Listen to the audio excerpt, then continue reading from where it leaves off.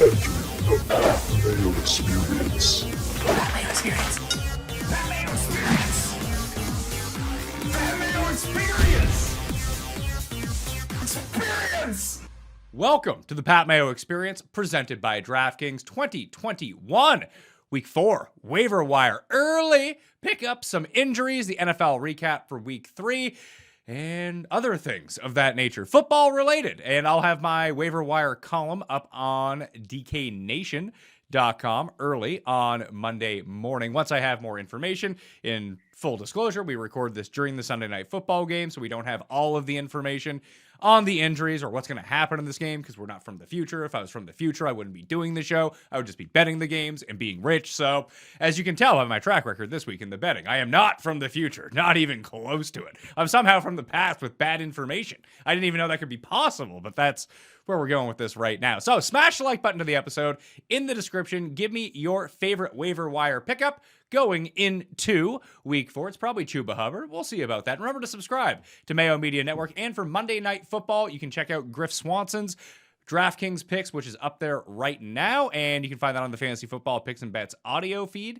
If you want to go do that, get in your bets, get in your DraftKings Showdown lineups, or if you want to play on Prize Picks and want some free money, there's a new code just for this special promo. It's code MMNNFL. So go to PrizePicks.com, use code MMNNFL. If you do that and Dak completes one pass or more on Monday Night Football, you will just be gifted $25, and that will get you a match deposit up to $100 as well. So the move, you have to play a Monday Night Football lineup, though, like a two-play prize pick. So the move is deposit $25. They will match you $25. Play a $25 entry. Then you unlock the free $25. You have a free $50 and a $25 entry. If you play the two, you get 3 times your money. You could win $75. It's a great way to build a bankroll if you were ever thinking about doing that. So prizepicks.com, MMNNFL to check that out. The DraftKings Listeners League will probably be out for Tuesday's show with Jake Seeley. You want to get your spot because those 3,000 spots go very quickly. Chris Meaney is on the line with me from FTNDaily.com and FTNBets.com, host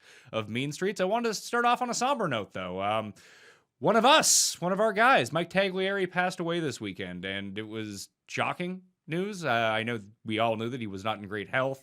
He had been on a ventilator for a while with COVID-19, and I want to send my condolences to his family out there. I know a lot of people out there are just feeling just awful about it. It sucks because like whenever you think about these things, it's always the people that people like the most that this happens to. And Mike was one of not only the most respected people in the space for his fantasy football acumen, the way that he wrote his breakdowns, but he was just a really good guy. And that's, he just, you see the family, and, he had 2 kids, a lovely wife, and I don't know, man, it's a real punch to the gut. I just assumed things were going to work out well, and obviously it didn't. And Mike was one of the few people out there, and there are good people in this industry all around. It's a very tight-knit community, but it didn't matter who you were. You could be the biggest name. You could be someone just trying to break into the space. Mike was one of the few people who actually had time for people and really put an effort to try to help them. And most people don't do that. And so because of that, Mike was just a different cat like that. And he's going to be greatly missed, Chris. Yeah, he is, Pat. I haven't been able to stop thinking about it for the past, 24, 48 hours. My heart goes out to his entire family, Tabby. All the best to her, and 2 kids, leaves behind a great wife and 2 kids. Yeah, he was a loving father and a loving husband, and he was a stud in this industry. And you nailed it. He was such a great guy. I remember my first time, quote unquote, meeting him, working with you at FNTSY, and had him on a segment. And man, you could just tell how driven he was, how passionate he was, and he was so on point with his takes. But most of all, he was just such a great dude. I mean, he reached out to me after, thanked me for the opportunity. I said, "You kidding me, man? Like, I'd love to have you back." And we made it a regular thing here and there. And I was fortunate to, chat to him a little bit in the summer, a couple segments with him over at Fantasy Pros, and just talking off air just about life. And, he had just purchased like a John Deere tractor. I'd done the same out east, and you were talking about our Sundays, how different they would be until football rolled around. And yeah, my heart just breaks, man. He's such a great guy, and he has opened up a lot of doors for a lot of people in the industry, and such a inspiration. And, going to continue to be an inspiration for a lot of people. So yeah, it is really, really tough. Just my thoughts and everything goes out to his family. And, you could right now in Fantasy Pros, I saw them tweet out yesterday, like a GoFundMe page. If you have the opportunity to help out, if you can, obviously not forcing anyone to do that, but obviously for a good cause to help out the family and whatnot. But yeah, Mike is one of the best, and you're right, Pat. He will be greatly missed. Yeah, Fantasy Pros, I believe, is matching, I think, up to $100,000 of the GoFundMe account. You can find that on my Twitter page as well, at the PME. I put out the link, and it's just, as someone who's in a very similar position to him in life, you look at it and you're just like, oh, man. And so you'll be greatly missed, Tags. Well, I hope you're in a better place now, and you're just watching down. You got to enjoy a football Sunday, which pretty much kicked all of our asses. I'm not going to lie to you, Chris. Yeah, it was it's a weird week. I mean, I don't really even know what to say from the week that was. It was, the Baltimore game, the Baltimore-Detroit game, that one stands out to me as a strange game. I thought, Baltimore just runs all over teams. It's what they've done for years, and they kind of abandoned the run, and they could have really put up 50-plus points in that game. Marquise Brown dropped a couple balls, but it was a strange week. And yeah, hopefully Tags, you got to sit back and you watch some football, buddy, and we will certainly miss you. But yeah, man, it's week 3 is strange, and here we are after 3 weeks, Pat. Sunday Night Football is going on. We got one more game tomorrow, but the Raiders are 3-0 and the Broncos are 3-0, and the Chiefs are last in that division. Who would have thought? Which team do you believe in more as a real team, the Raiders or the Broncos? Because the Broncos are impossible to figure out because they've played maybe 3 of the 5 worst teams in football to start the year. That, when they go up against the Chiefs, or hell, even if you put them up against the Raiders next week, I know they're not playing the Raiders next week. Like, if you put that game on a neutral site field, who is the favorite in that game? Because I personally think the Broncos are better, but maybe it's just I'm not believing enough in the Raiders. Fortunately, myself and basically everyone I know who's good at football betting all had a piece of Miami +4, Miami +4.5, Miami +3.5, whatever it was. And it just, watching that game and knowing like you have the +3, you have the +3.5, then they come back and they score the touchdown, they get there, and you're like, oh man, I really hope they miss this too when the game ends. Like I was rooting for you to get this score like for the past 15 minutes, but now I need you to not get this 2-point conversion. They get the 2-point conversion. They go down by 3, and then all of a sudden they're 4th and 2 in overtime, and they take potentially one of the most cowardly calls I have seen in a really long time. Was kicking that field goal to tie the game, a 50-yard field goal to tie a game in overtime, leaving your opponent 2 minutes and 30 seconds to go kick their own field goal to beat you anyway. Why aren't you going for that? Like, it's a tough field goal anyway at 50 yards. Yeah. But knowing that you're just going to give the ball back and you have a chance to win this game, you can't get 2 yards? Come on, we just saw you put together 2 big drives. I know, it was absolutely strange. There are a lot of crazy plays. The Chargers and Chiefs game, my goodness, like have fun with Feinberg on that. The roller coaster of emotions I'm sure he had with Staley and the play calling. But I do believe in the Broncos because over the past couple years, it's just been such poor quarterback play, right? With Drew Lock and the turnovers that we've always kind of felt like their defense is solid and that they only needed to score X amount of points, and going into Mile High is a tough place for anybody to play. We've seen that. We've even seen teams like the Chiefs struggle there. So I think I believe in them a little bit more because they certainly are sound on defense, but you're right. Like, who have they played?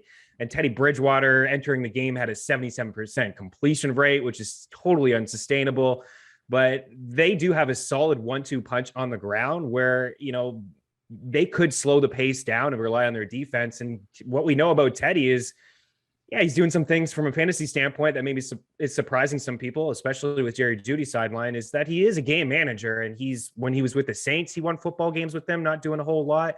And he was able to win some football games last year with Carolina as well. He doesn't have to do a whole lot, throw the ball a ton to be good. But I also am a believer in this Raiders team. I don't think they have the personnel on defense to compete in the division, despite them being up at the top. But they beat the Chiefs last year. They almost beat them twice. They can score points, and they're throwing the football a lot more than I remember them, especially from a John Gruden offense. Derek Carr here, another 43 attempts and 386 yards today. So that's 364 yards per game over his last 7 completed games. He leads the NFL in yards and passing attempts. I don't know, man. Like, he's got an elite guy in Darren Waller that we all like. Hunter Renfrow is certainly reliable. He's kind of like a Cole Beasley in the slot. It's like 5 grabs in each of his first 3 games, at least 50 yards. Ruggs has taken the step forward. Edwards has taken the step forward. It's a good division. I believe in Denver a little bit more, but Vegas can hang. They can score points, and Derek Carr's playing really good football. He was, and the one thing I was actually happy about that I was able to get right this week was Hunter Renfrow having a big game in this game. And Ruggs actually played a whole lot better than I thought. And Bryan Edwards, just get the guy to overtime, and he's like the best receiver in the NFL. Before Right? that, Yeah. not so great.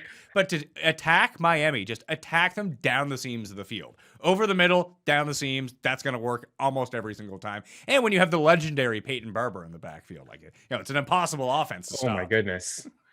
Unbelievable. I mean, who would have thought? Last week he got double-digit carries, and it's the first thing that Gruden said too. And you laugh at, I laugh at Gruden.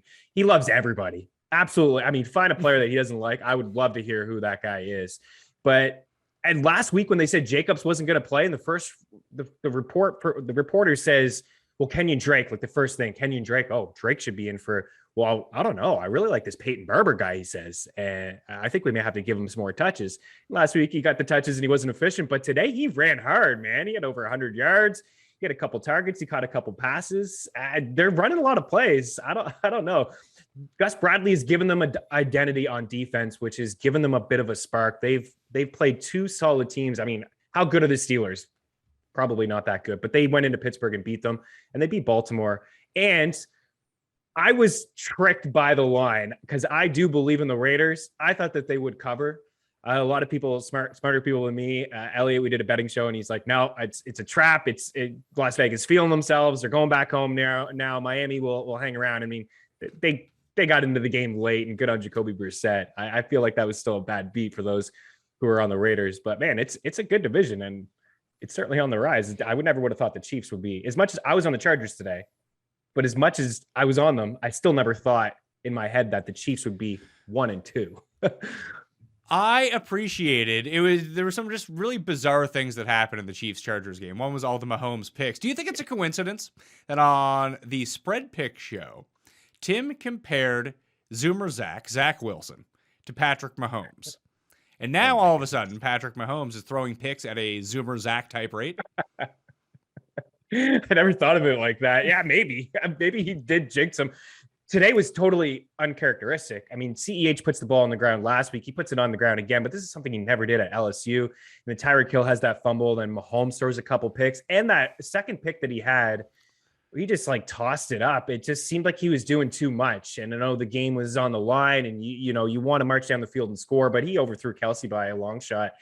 And good on the Chargers, man. The Chargers it's nice to see them win that kind of game, right? You know this. You've been talking to Jet Feinberg. Yeah, but they tried to Chargers it. They did. Yes. What were they? Because they pulled the ultimate.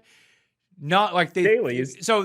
Ludicrous. They go for it on the 4th and 4, false start. So it's a 4th and 9. They get the 4th and 9. It's like, oh wow, here we go. They're going to be in field goal range. They can bring down the clock to nothing. It's like, no, let's go for a touchdown here.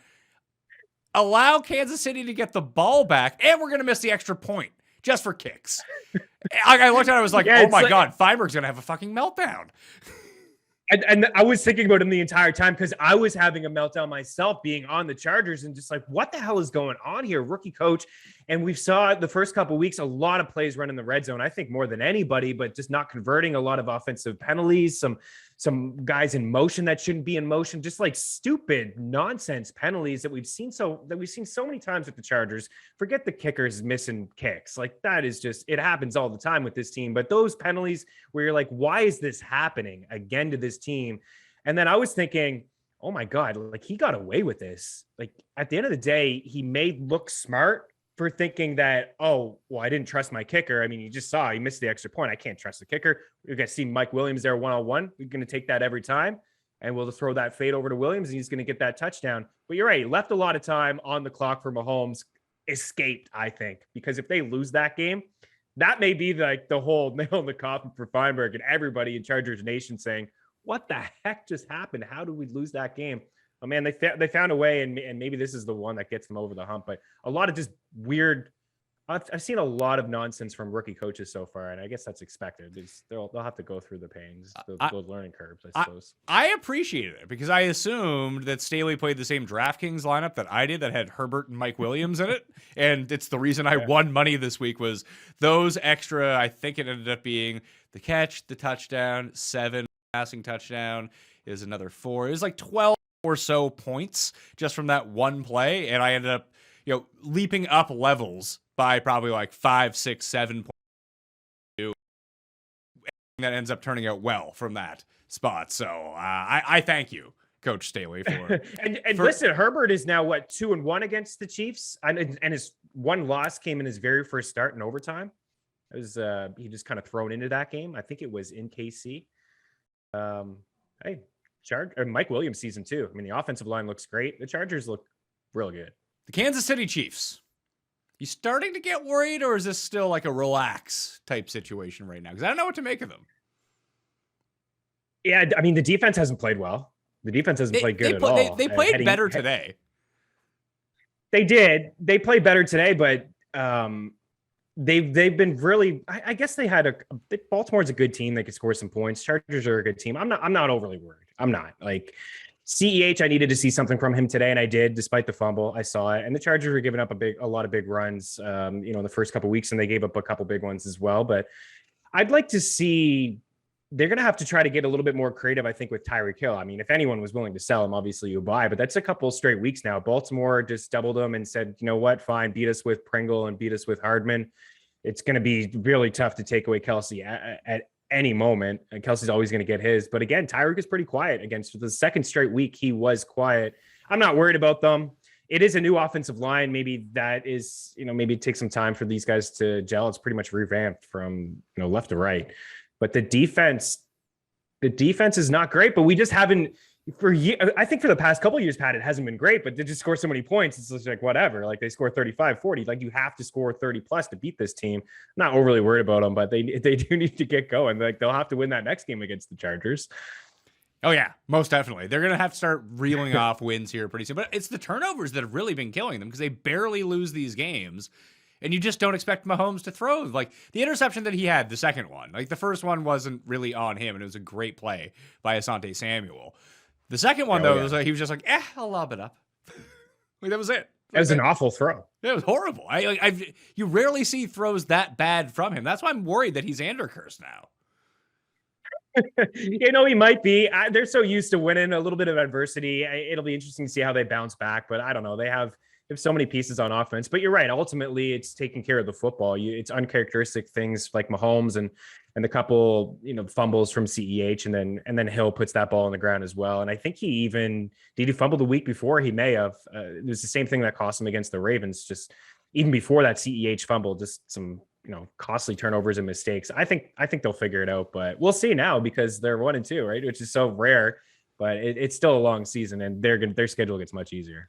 So Atlanta beats the Giants 17-14 because the Giants. But these are two horrendous teams. This was not one of the main focuses that I had in the early slate of games. I kept scrolling down. I was like, are they not throwing to Kyle Pitts? Is Kyle Pitts hurt? What's going on here? And then eventually, he actually should have had a touchdown. There was a penalty on the play, but he ended up with 2 catches in the game. It's really like Lee Smith ends up with a touchdown. Former Bills third string tight end legend Lee Smith, not the closer. The third. He's the third string tight end on the Falcons. So those are 2 bad teams. But then you have Cincy, and they beat up on Pittsburgh.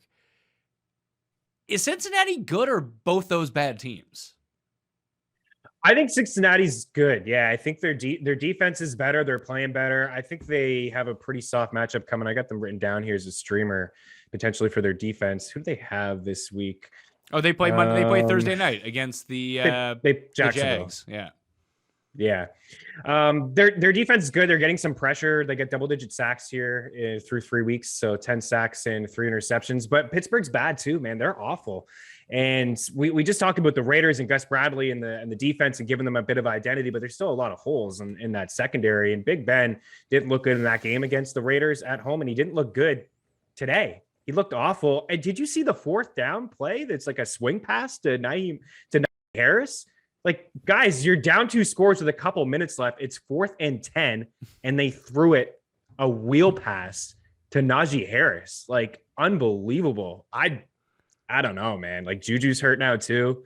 Claypool's value is kind of just, it's not there if he's not going to get these deep threats. Like, there's a couple targets he had down the field today, but Ben underthrew him. The line is trash. Najee was a great day because he caught a ton of balls, but he has 0 success running the football behind that offensive line. And it's not even on him. Like, he's a really good running back. It's 2 straight years now they haven't been able to run the football. I think Pittsburgh's bad, but I think Cincinnati is, I think they're good. I think they're a decent team. They're on the rise. Like, we like Joe Burrow. Joe Burrow's nice. They got a bit of a balanced attack. Joe Mixon looks good. Jamar Chase just set an NFL record, 4 touchdowns in the first 3 games as a rookie. They did it today without T. Higgins in Pittsburgh, a team they never, ever beat, and they beat them pretty easily. They did. And, like, I mean, it was nice to see Najee have 19 targets and 14 catches in the game. I guess Ray McLeod wasn't cutting it, filling in, or James Washington at that point, but just Ben looks so bad. Like, he ended up throwing for over 300 yards, and I'd be very curious to see, because this information won't be available till Monday or Tuesday. But I want to see what his air yards were per attempt, because it felt like it was just dinking and dunking the entire way down the field. And most of that yardage came, like, legit when they were down by 20 points. That's classic Ben, right? At the end of the year, you always see, oh, he's among the leaders in passing attempts, and he has another 4,000-yard season. And this year, he had on another game. People are talking about 4,500 yards. Can he flirt with 5,000? I mean, nobody passed the ball more than Big Ben last season per game. He looks awful, and this is what happens when you don't address the quarterback position. They didn't address it last year. They already knew Mason Rudolph stunk. Like, he already came in and filled in for Big Ben, and he was pathetic, and he's brutal. So I don't know. They go another year without drafting a quarterback. I don't view them as a playoff team. I didn't heading in.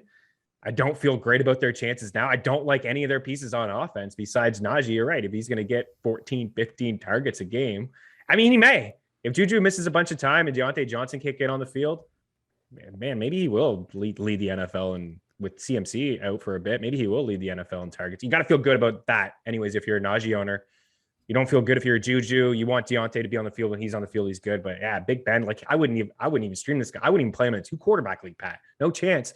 Dude, we got screwed last week when we played him against the Raiders in League of Leagues, or League of Legends, and League of Leagues, and he was trash. And we were lucky to get that win. Now we got Sam Darnold, and we're fine. We'll just roll with Sam Darnold all year. I wonder if Darnold's going to be any good without McCaffrey on the field. That's a good question.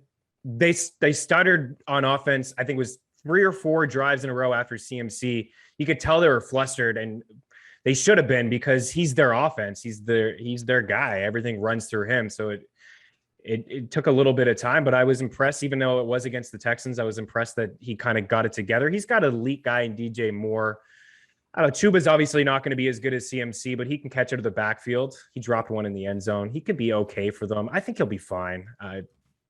Interesting to see that Robbie Anderson isn't a part of this offense, but the schedule is okay moving forward. Yeah, the schedule's all right. I'm just stunned that Robbie Anderson isn't being used at all. Like, I was so big on his overs week 1. He got there, but it was because he had one big catch, and that was all he did the entire game. I'd be like, I have him on teams. I'm like, I can't play him until he shows you can't start him. Any sign of life. But, like, when does he become droppable? Maybe now in a 10 team for sure. In a 12, I don't know. Who could you get? Like, last week I was saying, if you could pick him up, and we can get to Moore, he was awful, but I would rank Rondell Moore ahead of him moving forward. That was a pickup I told people, go ahead and do that one. But you're right. Robbie can't start for you. You can't play this guy in your starting lineup. I suppose you just keep him and hope that he's more involved in the offense. But Terrace Marshall continues to creep a little closer in terms of snaps and running routes. He's right there. And I don't know. I watched that game and I thought he was certainly looked at more than Robbie. Yeah. If you had to guess, who would you say is a better team, the Browns or the Vikings? The Browns. The Browns? All right. Yeah. They play each other next week. I like Minnesota's offense. Yeah, so do I. And they're give up a whole bunch of points to Seattle and then play defense was something. That was annoying. I don't know what happened to Seattle's annoying. offense. As someone who bet big on Seattle, I was like, oh, this is perfect. And especially even when Minnesota took the lead going into halftime, it was like, all right, I think we're onto something here. Like, Minnesota will find like a very casual way to blow this game, and Seattle will just win. Like, every time they throw to Metcalf, he's wide open by 20 yards. So just do that every time. Then they stop doing it. Yeah, that was super annoying, and I was on the wrong side too. I mean, I had the over. I teased down as like a 9-1 teaser, and it was the last one I got wrong. Was that one? I needed 49 points. There 47. I just thought we were going to get there for sure because Russell Wilson was carving them up, and Minnesota heading into the week they had I think it was a 72 or a 73% completion rate against, which was number 1 in the NFL. So I was like, Russell's just good. Here we go, DK entire drive, and then you're right, they stopped going to him. Lockett was a non-factor. They had a little bit of success running the football. Chris Carson had the big run, and then Alex Collins was in there, and he was getting some third down opportunities. I don't really know what happened to their offense, but Minnesota can score points. I think it's like 5 straight games now. Kirk Cousins has double-digit TDs. I don't think he threw a pick, and that would be 5 straight where he's thrown at least 2 and no picks. Jefferson's wicked. Thielen just continues to catch touchdowns. I thought he was going to regress, guys. He's scored touchdowns, and Alec Madison, he just stepped in and he was awesome, man. He was phenomenal. He touches the ball. He had 26 for 112, and he caught 6 passes for 59 yards on 8 targets.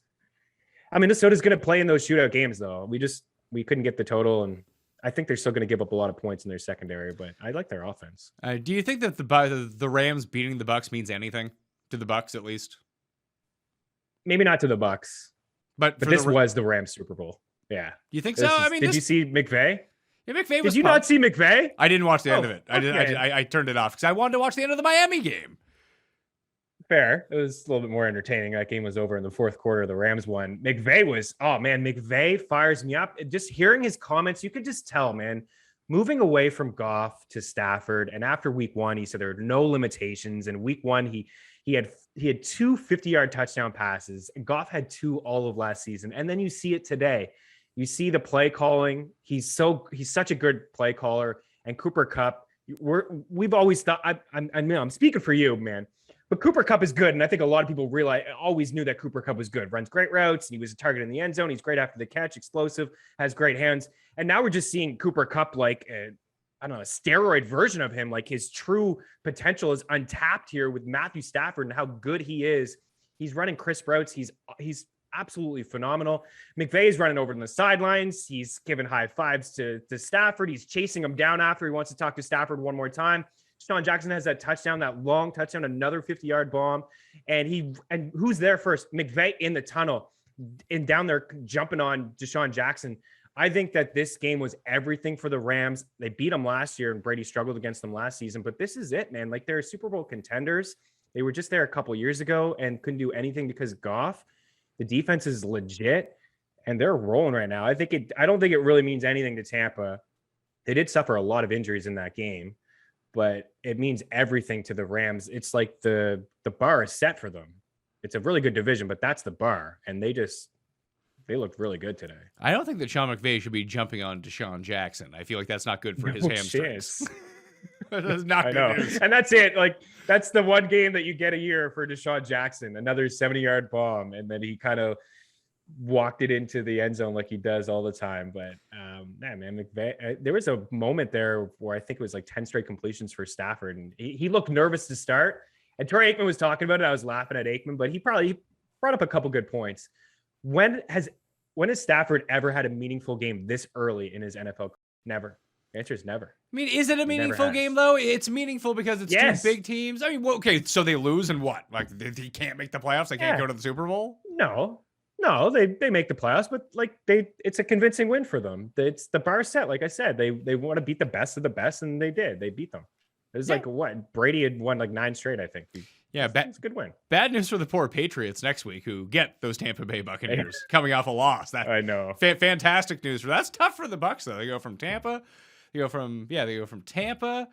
to the West Coast and then the Northeast in a Sunday night game next week. Is New Orleans the team that if you think they're going to lose, they're going to win by 30 points? And if you think they're going to win, they're going to lose by 30 points? Or are they just that? Jameis had the most Jameis touchdown pass ever today by the I know. way. To Callaway. Yeah, to They Callaway's just like, threw it yeah. up. That was the Tampa day. And I saw Peyton talk to him after, kind of like, dude, we don't do that here. We don't want to do that. And James like, wow, I don't know. What are you upset about? It's going to touchdown. It's all good. Yeah. To answer your question, yes, I'm not going to be able to figure out the Saints all year. I thought the Pats are going to win that game. Started the game out 3 straight drives.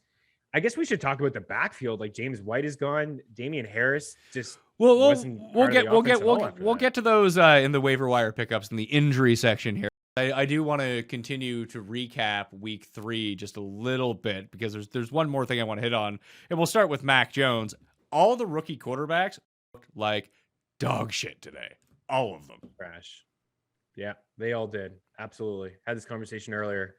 And yeah, they all looked bad. And Trevor Lawrence looked like he was making a couple nice plays. They started getting the run game working. And then he threw that awful pick 6. Wilson's looked brutal. In my opinion, he's looked the worst out of all of them, even with the bad throws that Lawrence has had. And he's had a lot of bad throws, like throwing across his body, across the field, just clear rookie mistakes. And Mac Jones looked bad too. I mean, one of the fumbles wasn't on him. It was on Jonnu. I thought Jonnu should have had that. I mean, the throw was a little ahead of Jonnu a bit, but he bobbled it, and then that was the pick. But yeah, Mac Jones didn't look good. Mac Jones wasn't. Justin Fields looked awful. I don't know what game plan Matt Nagy had for Justin Fields, but it's the wrong one. Wouldn't do that one again. Yeah, they didn't even let him throw the ball. They didn't even let him throw the ball early in the game. It's just like I felt bad for him. Dude took 9 sacks and he took a ton in his first couple drives, and it felt like there was no play call. It was just like for you to take a sack.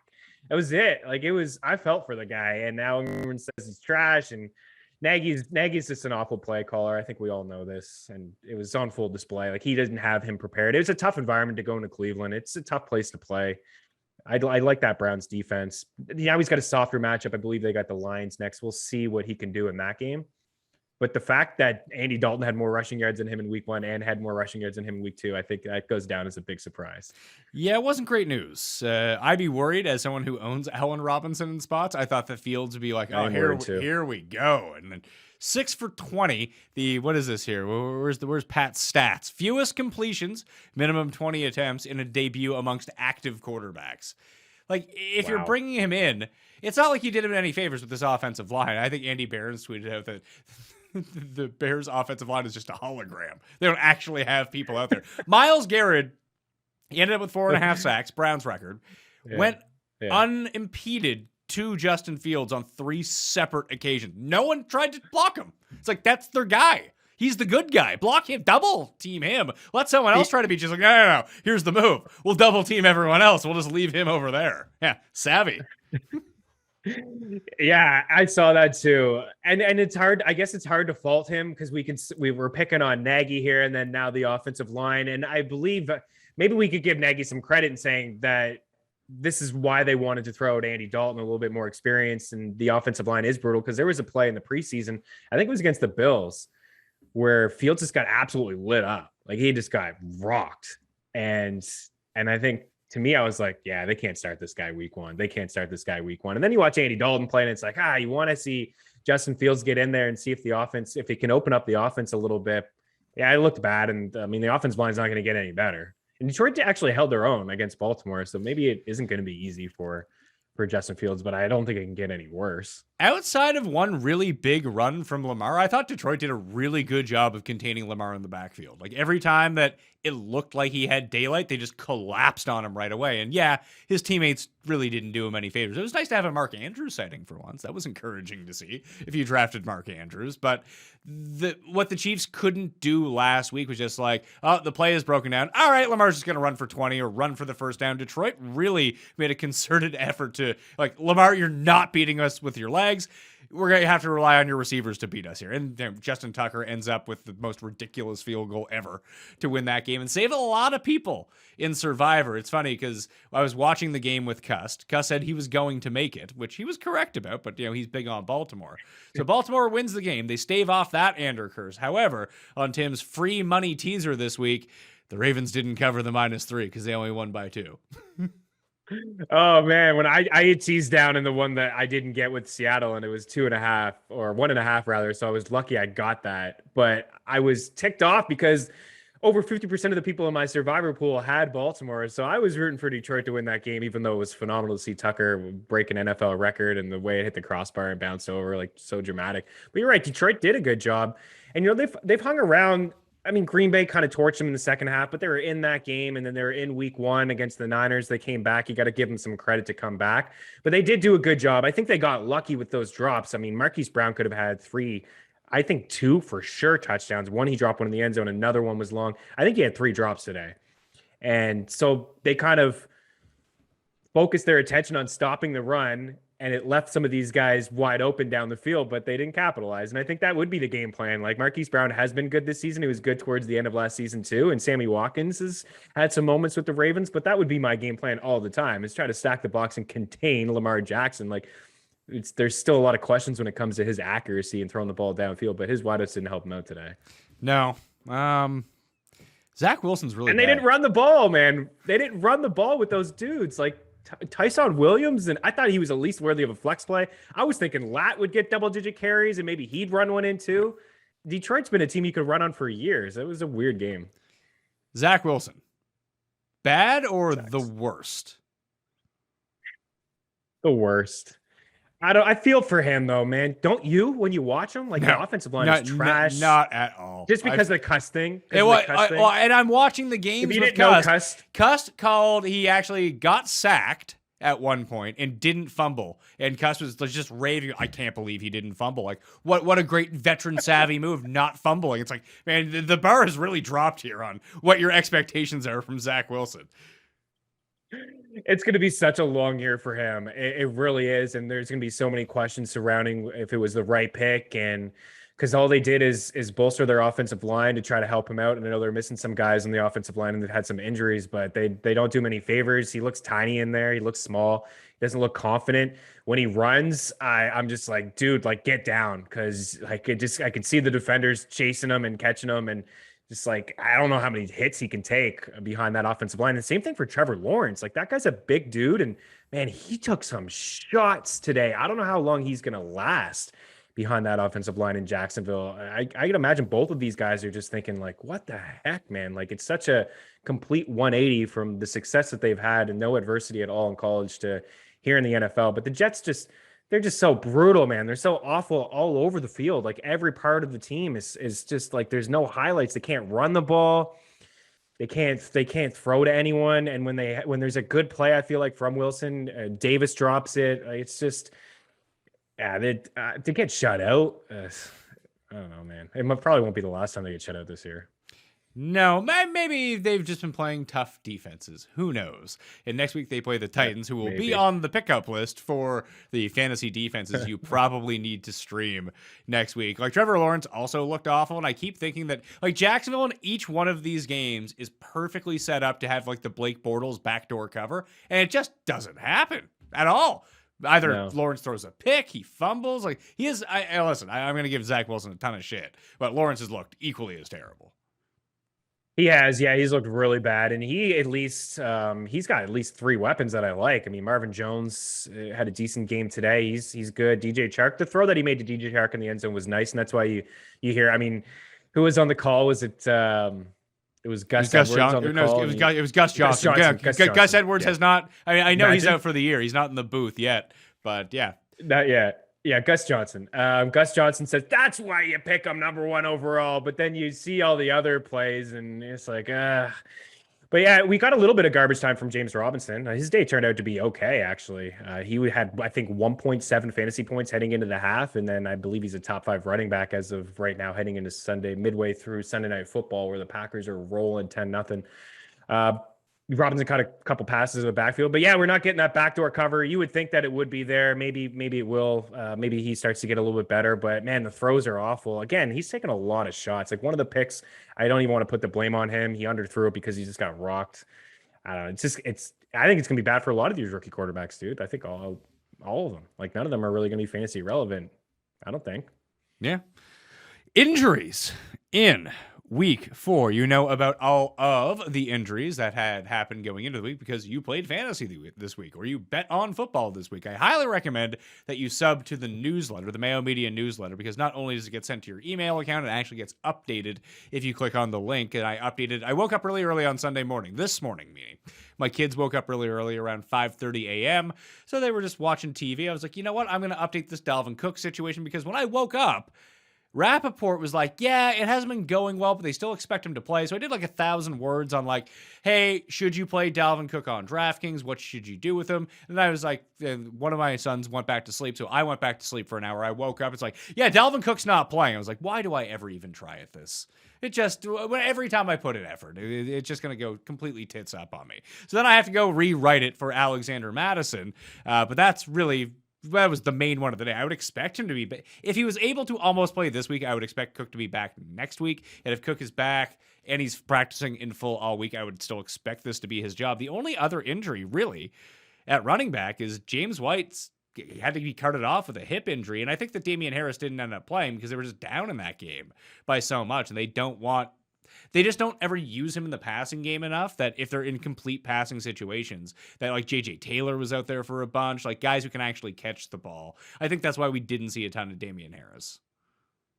Well, yeah, that's exactly it. But I mean, it's so frustrating. I mean, he caught passes in college, and he had a couple games this year where he caught passes. Like, what's the upside of having Bolden in there? Even in the red zone when they're down a couple scores, they gave the ball to Brandon Bolden twice, like 2 straight times for -1 yard. He was stuffed, and then they did it again, and he was rocked behind the line of scrimmage.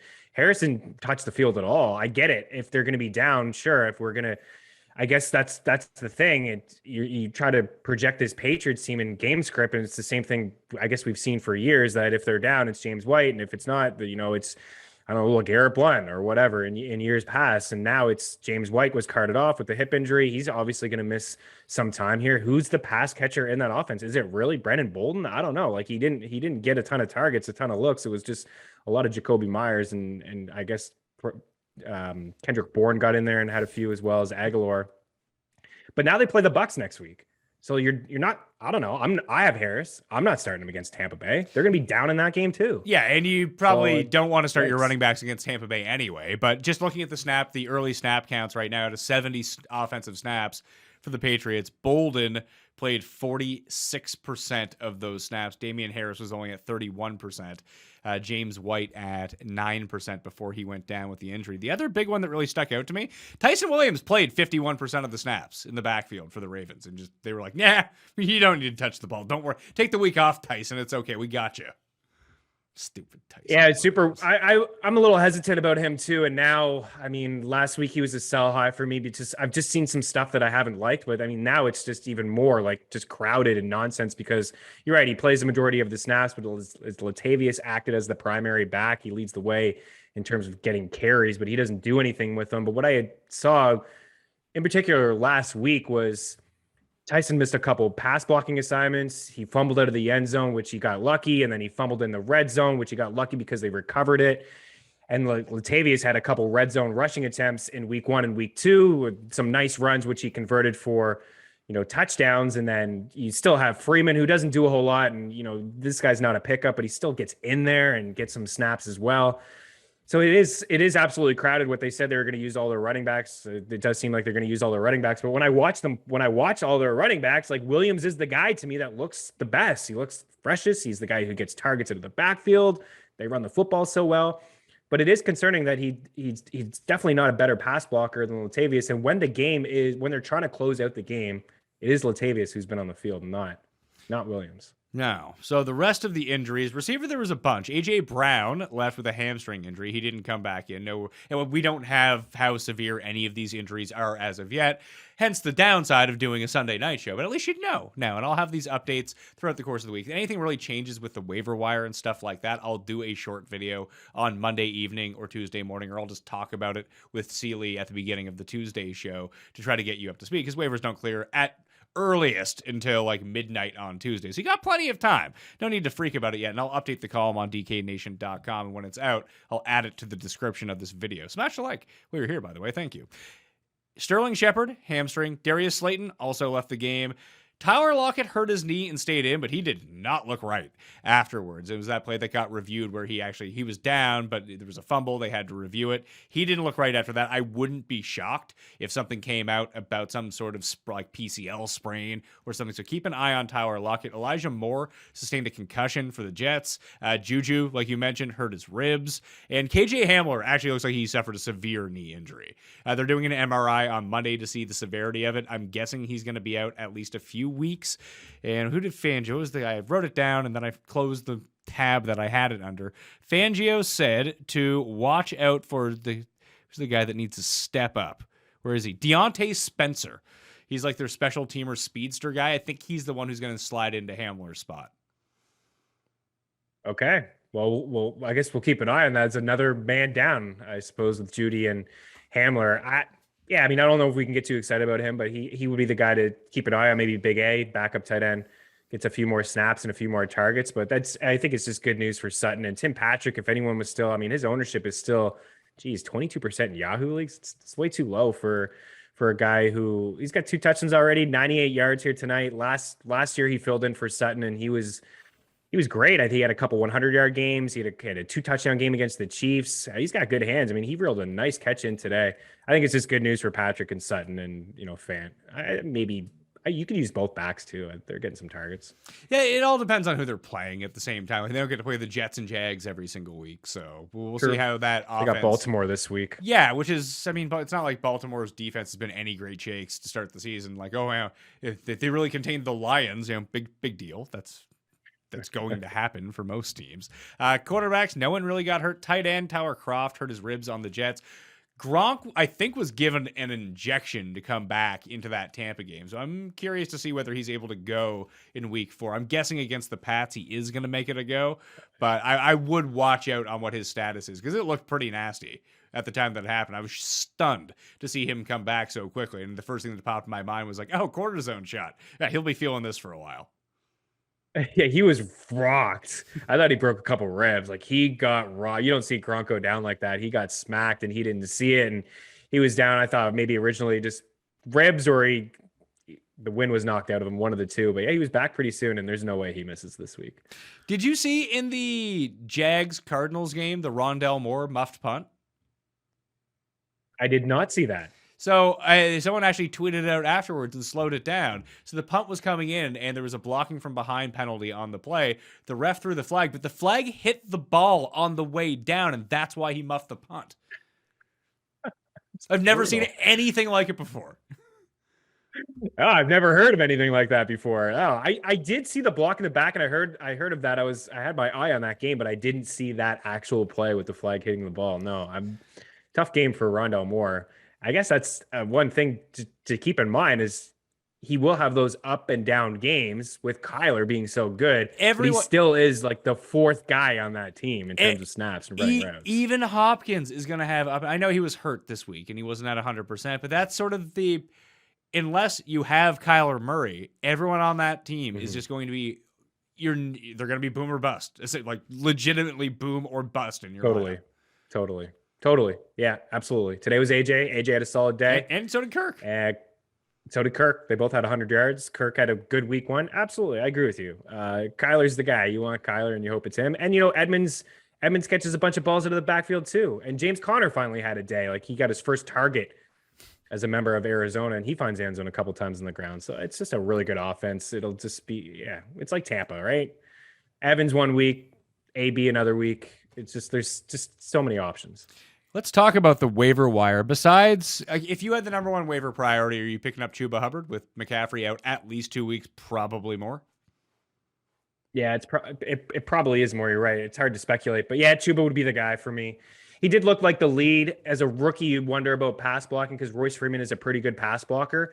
And it looked like there was a moment in that game, Pat, where Royce was starting to, okay, we're going to see maybe a split here, 50-50, but I thought Chuba overtook it. And I think he got 5 targets in that game, caught 3 of them, and then dropped the one in the red zone, which normally I feel like he would catch that one. That would be my number 1 pickup.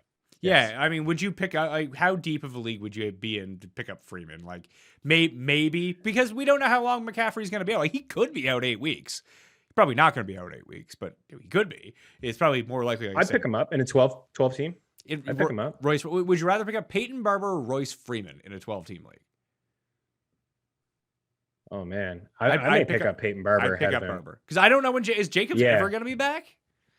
He may not be back for a bit. I mean, there's no real need to rush him back. They ran the football pretty well today, even though Derek Carr leads the league in passing attempts and passing yards.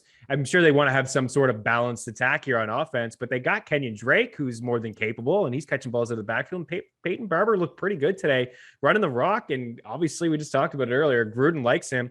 He's got that toe injury that could just linger for a while. And I don't know if you got I get these injury reports, just notifications. I think it was from like the Sleeper app a couple weeks ago, and it was Josh Jacobs brackets everything sidelined. So maybe it's more than just a toe. It could be a few things he's dealing with. Yeah, Barber would be the pickup. Yeah, Barber probably played his best game of the year today, so I wouldn't be expecting that every single week. But the one thing you can count on with Peyton Barber in this offense, as long as it's Barber and Drake and Jacobs isn't around, is he's essentially putting up the same numbers as crappy Josh Jacobs does. And people think that Josh Jacobs is like really good. It's like, no, like when they get on the 1 yard line, they give him the ball. That's what they do with Peyton Barber. So there's value in that, I suppose.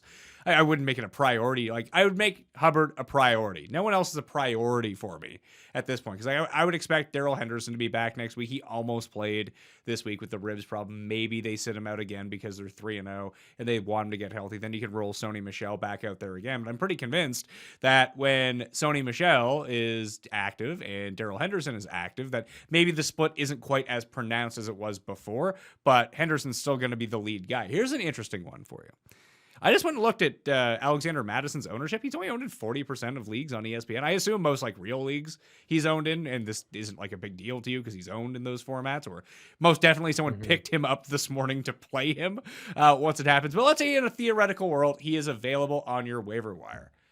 Do you bid on him if you had the number one waiver priority? Would you use it? Because I would expect Cook to be back, and then Madison's useless again. I know. That's the thing. Like, he's such a great handcuff. We've had these games before where Cook has been out and he's looked really good. But no, I don't think I would use the number one claim. I think what you said earlier is pretty spot on about Dalvin Cook being close. By the way, Rap Sheet always gets it wrong. We all get things wrong, but Rap Sheet seems to always get it wrong. But Cook did seem close watching that game and hearing the reporters talk about it, that he was really close and that they were looking ahead and they didn't want it to be a 2 to 3 week thing and just, to be a 1 week thing. And Madison's definitely capable and they feel confident with him. So I know I wouldn't use it. It's just if you're in a fab thing, a spec ad, but I mean, I'm not spending more than 10%.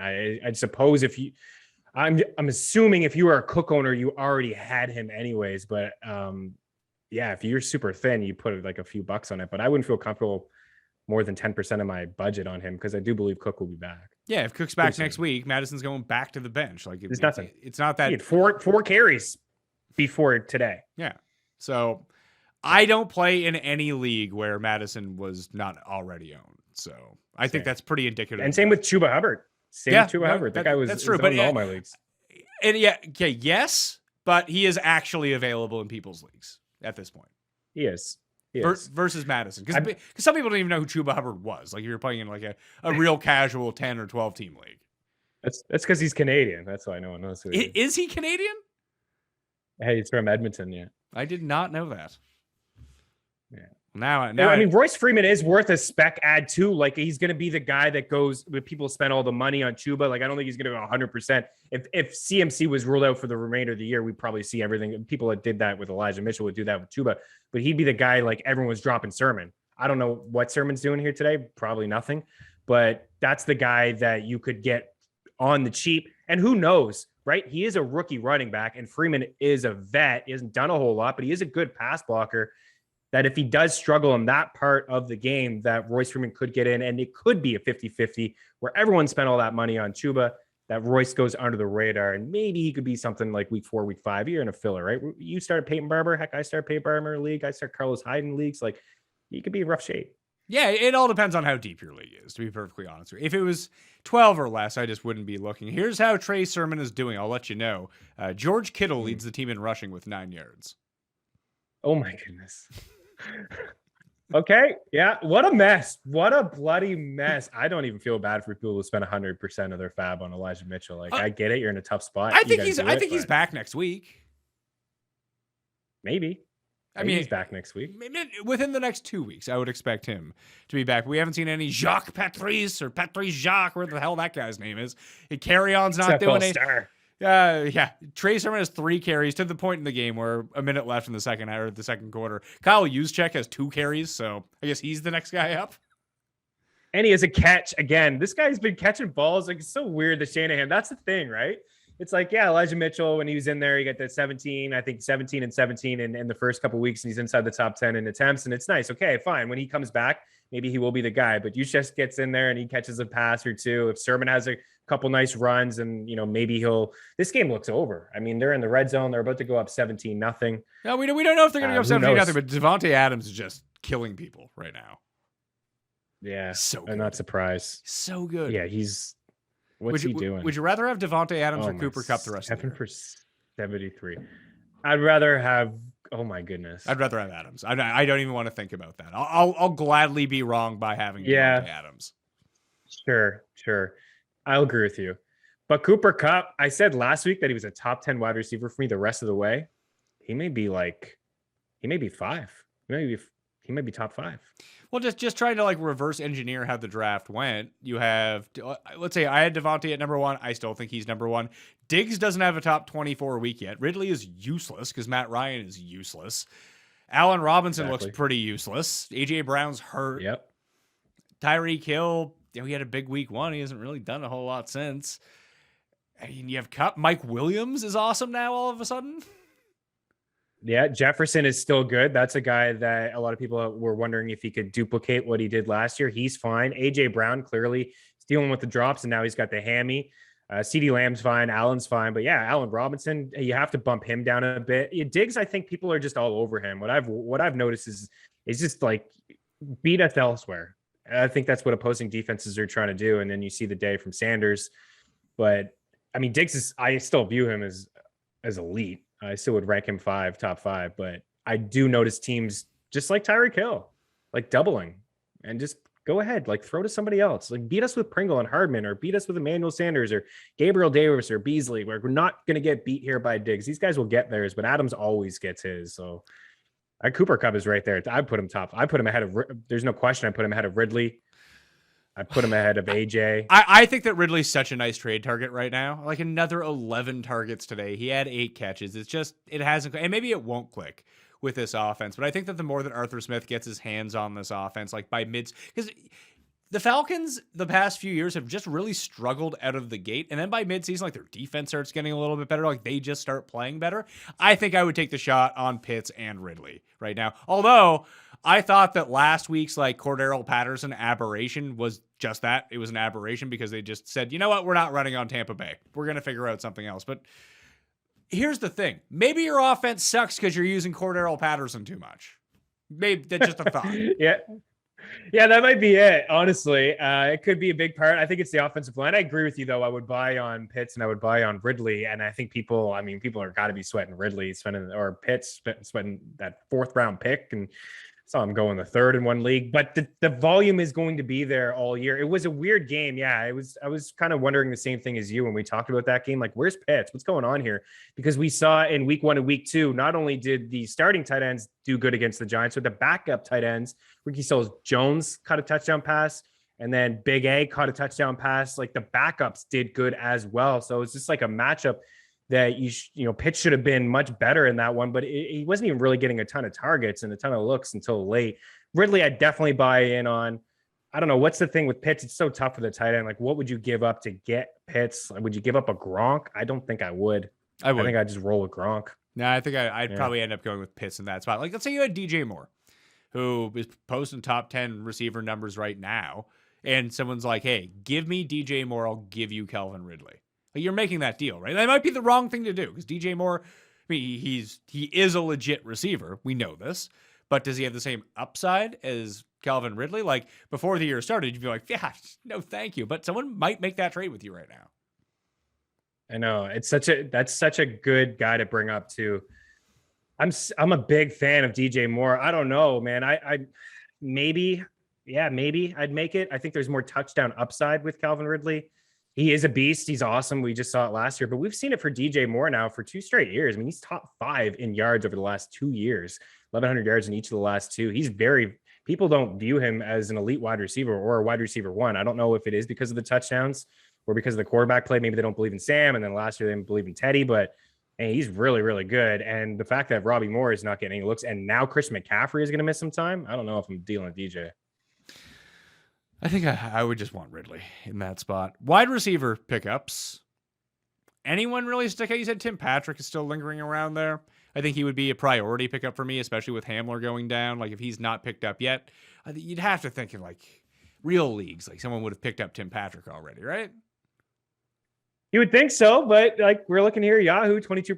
NFL.com is probably single digits. But Tim Patrick, this would be the last time, I suppose, to get Tim Patrick. I mean, I thought KJ Osborne was picked up everywhere. He had a dud game today, but he wasn't picked up anywhere after week 1. And then after week 2, people start picking these guys up. They need to see it again. So maybe with Patrick, I don't know, touchdown in each of the first 2 weeks, I think would have been enough for me to grab this guy, especially with Judy out. But he's 22% his ownership. So I think even in one of my Yahoo leagues here, he's available. I think he could be. That's a 10-team league though, so he could certainly be available. There's no real waiver wire guys. Like, I'm looking at Pittsburgh. Sanders, you mentioned Ray. Like Sanders, yes, 100%. Yeah, Sanders would be the guy. But Emmanuel Sanders and Cole Beasley are going to be like this though. It's almost like Rondell Moore from last week. Like, yeah, they're guys who are on your bench that you can deploy as a wide receiver 3 or a flex from time to time. And the Bills' offense looked awesome today for the first time all season, but.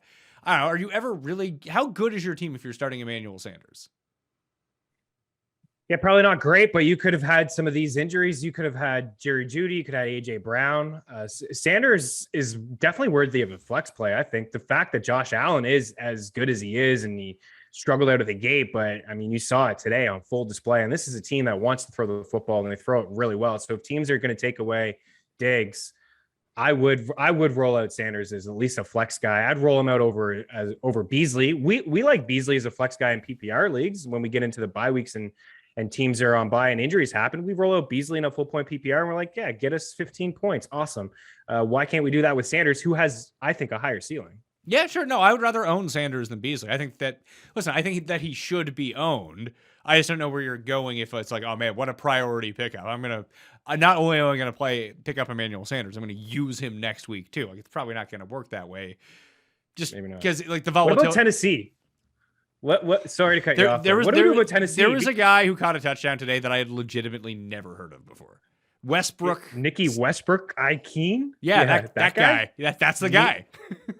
Yeah, never heard of him either. But he leads the way in snaps with 53. He ran the most routes. He had the most targets. I don't know, man. Julio is hurt too. Like, I'm not hearing anything about Julio, and I was watching that game very closely because we already talked about.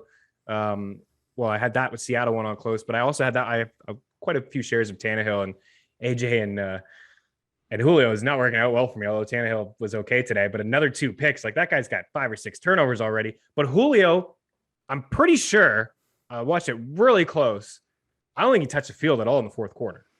And towards the end of the third, the commentators were talking about it. It was a red zone play. They just aired it out down the field, I think, to Nick Westbrook Ikeen or whatever the heck his name is. And it was a PI. And then so they had a play down in the red zone, and Julio was on the sidelines, and they were calling him out. They were calling out the coaching staff and they said, how is Julio not out here? AJ left in the first drive, second drive. How is Julio not out here? He must be hurt. Nobody talks about it. The entire fourth quarter, he was just on the sidelines with his helmet on next to Vrabel. I don't know, man. Vrabel already called him out earlier this year. I would assume that if he was healthy, he would be on the field if he was healthy, but maybe he's hurt too. Derrick Henry's catching balls out of the backfield these days. Maybe he's the guy that's just going to get all the targets, but maybe there's something here. I don't think it's with Chester Rogers and Jeff Swain, but somebody has to catch the ball in Tennessee. If AJ may miss some time and Julio may miss some time. If they miss time, Khalif Raymond was the one who ended up with the most targets of all those guys, and he has like game-breaking speed. then maybe, I mean, listen, we're talking about like generic create a talking player scrubs Tennessee here. receivers. Well, it's almost like Deontay Spencer, who I brought up, but these are guys who are available in any league. So if we can pick right on these guys, maybe you find something. Oh, Cuss just tweeted out that the game is over after Aaron Jones scored his touchdown. Now San Francisco is just marching down the field.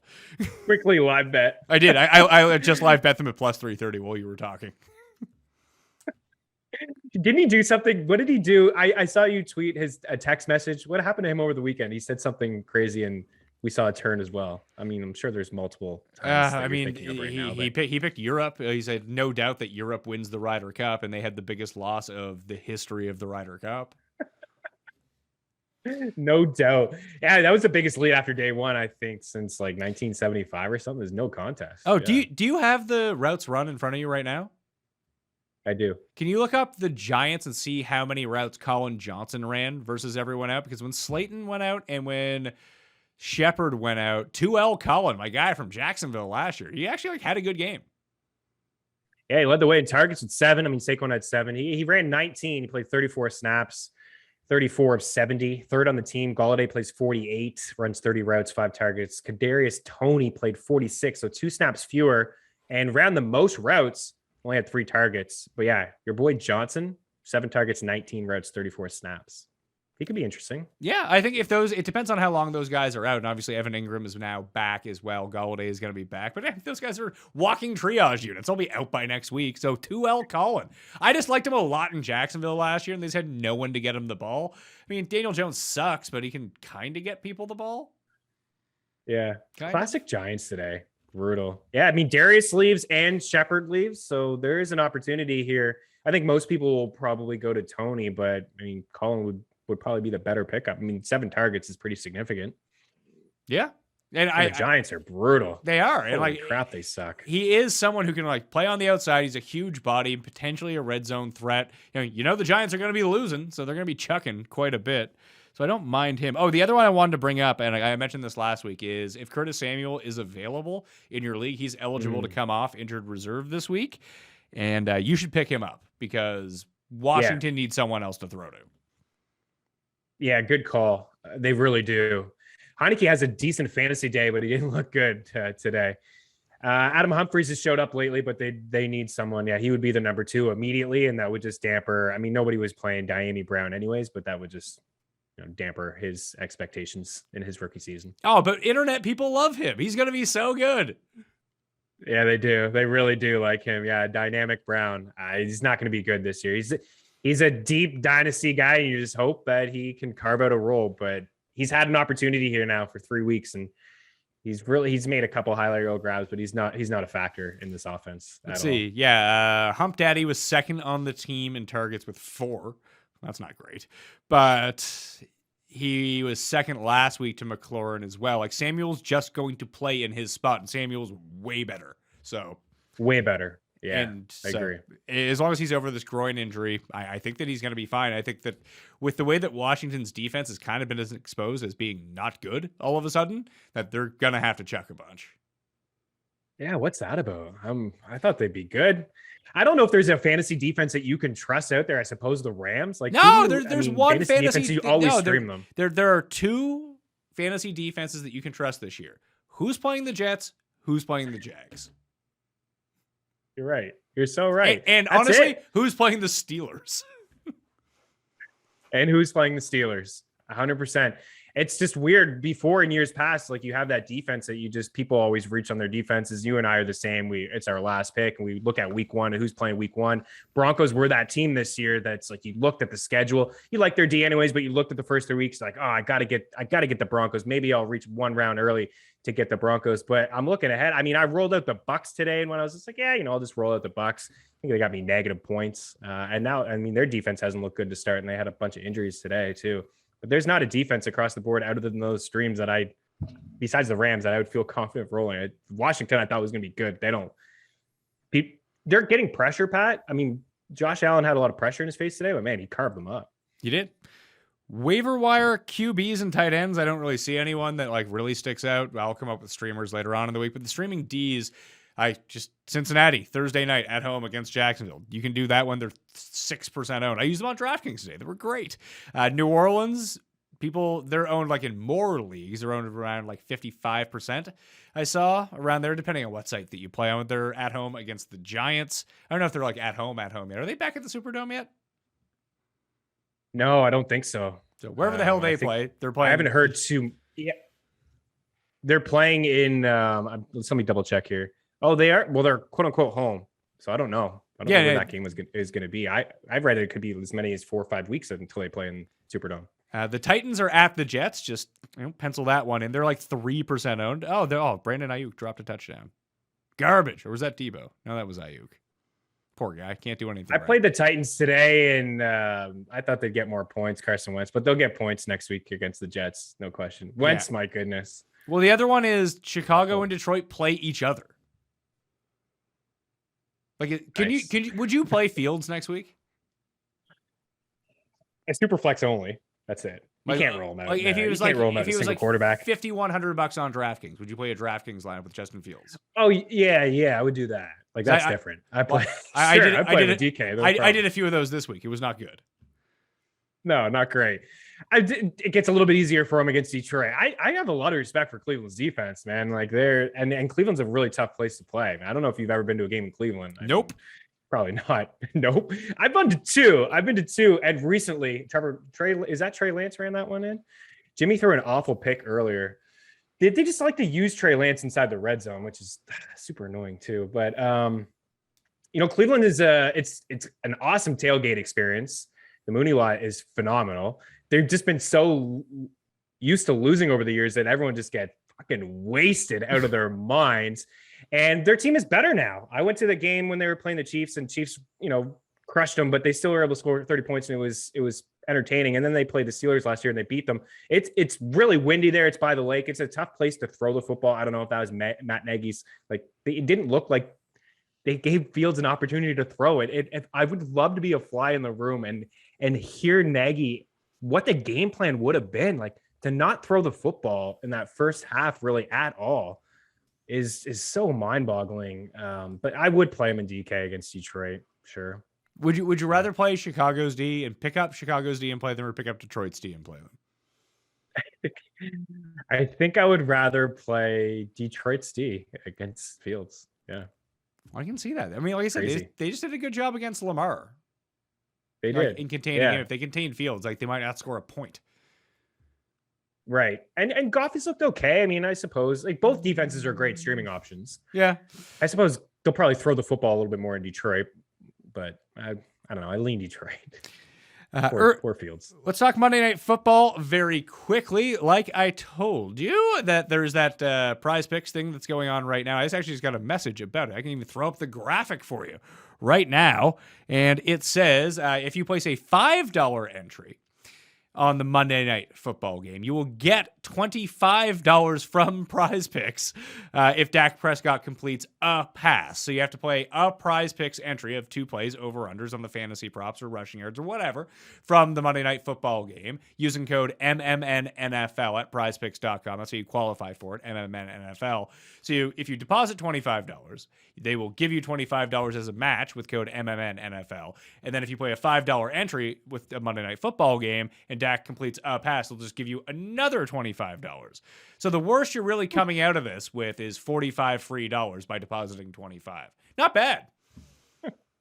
That's pretty good. Yeah, that's spot on. I'm pretty sure Dak's going to complete a pass tomorrow night. You see you say that now. You never know what's going to happen.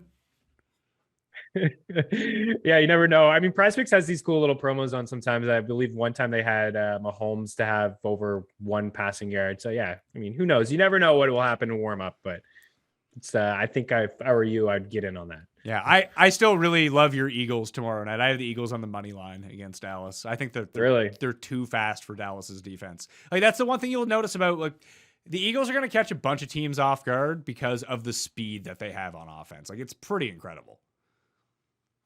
Yeah, it is. You're starting to see that now come to fruition. In the past couple of years, they've just been drafting burners, and they're always going to get laughed at, and I'll be the first one to laugh at them for drafting Rager over Justin Jefferson. But they're finding a way to get him more involved. And Quez Watkins is a guy that they drafted in the same year with Rager, and You think he had the 91-yard catch? Devontae Smith is getting separation. I mean, Jalen Hurts underthrew him a couple times last week. I've been impressed with the Eagles because, I mean, my expectations weren't high. I don't think that they win the game. I think they could cover the 4.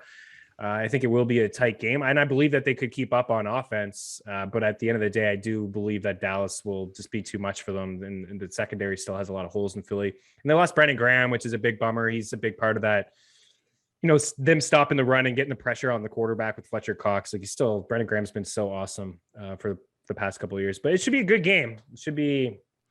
I lean with Dallas. Should be entertaining. I think Cowboys could easily be 2-0. They could easily be 0-2. Right? I thought Philly played pretty good against San Fran last week.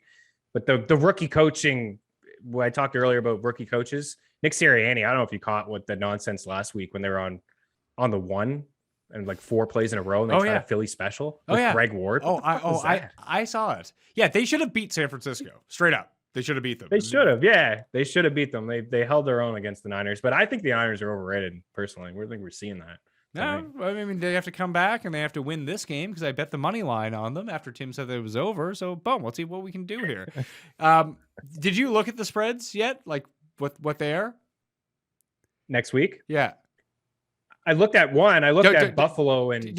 Okay, so you saw it. Buffalo and Houston? You did, yeah. 17. Yeah. Minus 17.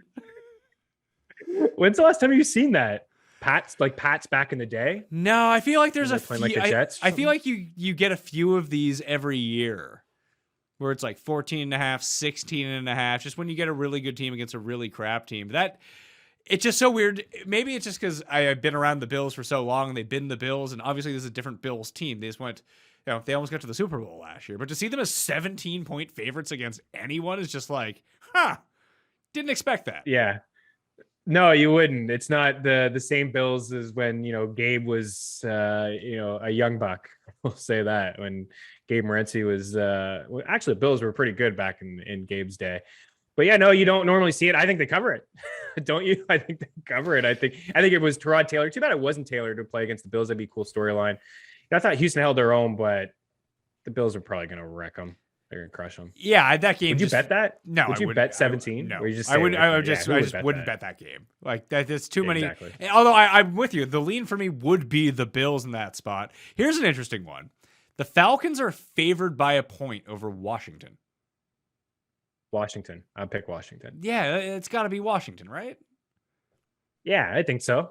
I think Washington. I mean, they came back and made it a decent game, and Bills obviously looked much better than them today. But yeah, they had one like dump off pass that went for 75 yards, and they generated a turnover. Gibson, and that's all they did.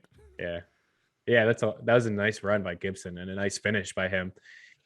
Yeah, but I would pick Washington in that spot. Falcons are bad, man. And I know. I guess the Giants are awful too. Clearly, they're the worst team, I guess, and third worst team in the league. I'd go. Who's worse? Jets.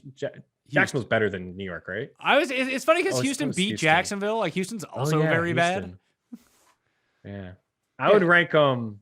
I think Jacksonville is better than, despite the loss to Houston. I think Jacksonville is better than Houston, but the Jets I think are the worst. So I think the Jets are the worst team in the league. You got the Jets, Giants, Houston, Jacksonville. Those 4 are pretty bad. Those 4, and then Atlanta. Atlanta's maybe on the next tier. Detroit's pretty bad. Like, let's be real. They've lost some like close game. Week 1 wasn't close. They were losing by like 30 points. And then I think San Francisco just thought the game was over and like they left. And then Detroit still couldn't beat them against like 2 defenders at the same time. No one really knows what happened in that week 1 game because no one tuned back in until it was within 1 score. It's like, the hell happened here? Because this game was over about an hour ago, and now it's still going. All right. Am I going to lose my survivor? What about the Colts? Colts are up there, too. They're 0-3. The Eagles got their first-round pick. Carson Wentz played all the snaps today. Eagles do have their first-round pick, don't they? That's a horrible trade. He needs to play, I think, like 75% of the snaps. I don't know if they get to a point they better yank him out of that game. Yeah. They played him on 2 broken ankles today. And he was, and not to say that he's milking it, I'm sure that he's got 2 broken ankles, 2 sprained ankles, but there was a couple times when he was running and it looked like he was running fine. He was walking fine all over the place. And then after the game, he can hardly walk It's like, you know what I mean? The cameras are on him. He can hardly move. But watching that Colts offense, my God, like I had so much respect for Frank Reich and his smart mind. And heck, if he wants to acquire Carson Wentz, then obviously he knows that he can fix Carson Wentz, and I'm able to back that up. And you know, maybe we can get excited about this Colts offense, which we couldn't last year with Phillip Rivers. But the offense is so vanilla. It is brutal. They do one thing, and all it is throw behind the line of scrimmage. They just throw to Hines, they throw to Taylor, and they throw to Pittman on screens, and that's it. And there was a play in the game when Pittman was wide open in the end zone and Wentz threw a way over his head. He's got no confidence. If I were them, I'd start thinking about throwing Jacob Eason in there so they can keep their first round pick. Yeah, keep your first round pick because it might be the first overall pick if everything breaks right for you. Although they do get the Texans and Jags twice. If you haven't looked yet, it is Vegas at Chargers on Monday night. What do you think the spread in that game is? Nice. At Chargers. Oh, man. I feel like it should be 3.5, 4, but maybe 2.5. It's 3.5. 4? 3.5. 3.5? Yeah, Chargers are favored. That's going to be a good one. I'm going to be picking the Chargers, but that's going to be a good game. It is. But the Broncos are favored over Baltimore next week. They're a 1.5 favorite. Wow. In Denver? In Denver. Gotta be. Yeah. Interesting. It's always recency bias, right? Well, how good are the Broncos? That's the test. Yeah, this is a real test for them. Like, this is such a punching out just after playing complete cupcakes. And the thing is, like, they played complete cupcakes and they beat the shit out of all three of them. So it's kind of like what the Ravens do a lot of the time. Now, the Ravens got the big win against the Chiefs, obviously. That's like the Ravens from like the past 3 years. It's like, oh, you're not good. We're gonna beat you by 50 points. Yeah, that's it. I mean, that's Lamar's is coming off his best win of his career, I think, when they beat KC last week. He had never been able to beat them, and it's been a coin flip with Pittsburgh, and then he ran into Tennessee in the playoffs a couple years ago. So yeah, this is going to be a true test here for Denver because Las Vegas has already had the test, 2 tests, right? With Pittsburgh going into Pittsburgh and beating Baltimore, and the Chargers passed the test, passed flying. I mean, I thought that they should have won that game against Dallas. And they should be 3-0. Yeah, really. Okay, the other two that caught my eye, and I think that it's going to be a result of what happens in Monday Night Football, obviously. But the Panthers are 4-point underdogs against the Cowboys. That seems. I think Carolina might be. I don't think the Cowboys are that good. Am I crazy? No, you're not crazy. They're not that good, and I think you're right to feel like you should be on them tomorrow night as well, because this is a team that they just get that respect from Vegas, and people seem to love them, and the offense is great. They can throw the football, but the defense is still just as bad as what it's always been over the past couple of years. And Carolina's defense is good, and that's another team where we need to see. Although they played the Saints. And the Saints had, I think, Pat, 125 total yards against them in week 2, which was the fewest in the Sean Payton era. Well, so that to me is like, okay, you played some brutal teams. Go ahead. What do you make of the Saints? Because they lost like half their defense last week. They had no coordinators because they were all out with COVID. Like, was it just, are they actually good defensively? Because like the way that they played week 1 and the way that they played this week against the Patriots, their defense just smothered the other offense. Like, it was incredible. Yeah, so maybe the COVID thing had a lot to do with that week 2 game, but I do believe in Carolina's defense. I think it is good. It's another team we need to see another test from them, and I suppose that will be it against Dallas. But heading into this week, they were number 1 on third down, number 1 against the run, number 1 against the pass. They led the league in sacks. They led the league in quarterback hits. They got, 2 years ago, all they did was draft defensive players. And they did basically the same thing this past year as well. Like, they have a lot of speed and get after the quarterback. That will be the true test. But I don't know what to make of the Saints. I didn't have them in as a playoff team. It had nothing to do with Jameis. Michael Thomas missing some time. I didn't know where the weapons would be in this offense. And I do think that they have missed a couple pieces over the past couple of years. Like, on their defense, they've lost a couple pieces rather. So I'm not completely sold that they're like not that great of a team. I think they're just okay. I think they're a 500 football team. I think Carolina is at least a 500 football team too. Like, if I had to pick one or the other who's having a better season the rest of the way, I do believe even with CMC out, I would pick Carolina. Maybe I'm crazy. Let's see. Cardinals at the Rams. The Rams are 6-point favorites. Titans are only 7.5-point favorites at the Jets. It seems, I know it's at the Jets. That still seems pretty low. The Giants are at the Saints, wherever the hell that game is taking place. The Saints are only 7.5-point favorites. Maybe it's just like I know they would have covered that today against New England. If the spread was 7.5, they would have covered that, and maybe the defense is good enough to do it. I am just not impressed by, like, Jameis has been fine, but they don't really move the ball with any sort of ease. I'm not impressed at all. That's what I mean. Like, the offense doesn't look good. And how much better is it going to get when Michael Thomas comes back? They play conservative heading into the week. There was second fewest like air yards. They don't air it out. Like, that's not typical for Jameis. Like, you're not really playing to his strengths, and it's so easy for the opposing team to take away Marquez Callaway. Like, who is beating you? You take away Callaway, and then you focus in on Alvin Kamara. That's it.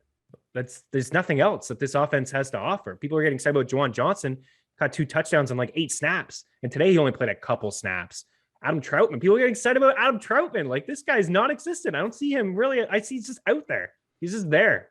Like the Fitbit award. He's just running routes and not getting targeted. Like, this isn't a good offense. It's just, you hope that Alvin Kamara could be good, and Carolina took him away in week 2. And that's what some teams are going to be able to do. Until Thomas gets back, I don't think we can fully get a feel of their offense. So it doesn't look good. And I'm with you. I think it's a bottom 10 offense. All right, that'll do it. On the Pat Mayo Experience, hope you had a better week 3 than old Pat Mayo. Maybe San Francisco can win this game, and then Philly can win on Monday night. And all will be fine. Meaney, where can everyone catch you and check out your work? Yeah, at FTN, Mean Streets, every day, Monday to Friday. We'll talk a lot about what you and I just talked about. But yeah, over at FTN, just, grinding away, dude. That's it. Grinding away, and some waiver wire stuff up there, some stats to know, and we'll look at start and sit on Thursday. We'll have some DFS plays midway through the week. We'll have some prize picks plays. But yeah, at Chris Meaney, and we'll be talking football all week at Mean Streets. Hopefully, the next time that we can get together, hopefully within the next month, we can do this in studio together.